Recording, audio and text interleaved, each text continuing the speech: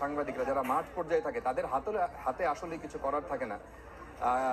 মানুষ আসলে এক্সাইটেড, তারা আসলে ওখান থেকে বুঝতে পারে না বলে হয়তো আবেগে এটা করে ফেলে।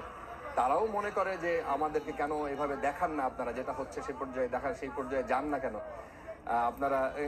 তারা আসলে এই জায়গা থেকে লিমিটেশনটা বোঝে না।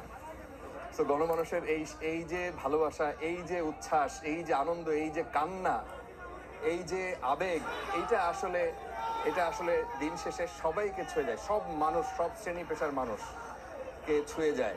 দর্শক, আপনারা স্ক্রিনে দেখতে পাচ্ছেন চ্যানেল 24 এর পর্দা এক্সক্লুসিভ দেখতে পাচ্ছেন যে সাধারণ মানুষের যে অভিব্যক্তি সেটা কিন্তু ফুটে উঠেছে।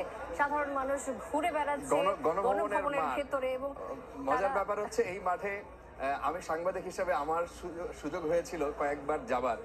অনেকের যাবার সুযোগ হয় না, তাদের জন্য আজকে গেট খোলা, সম্পূর্ণ দরজা খোলা। যাদের গণভবন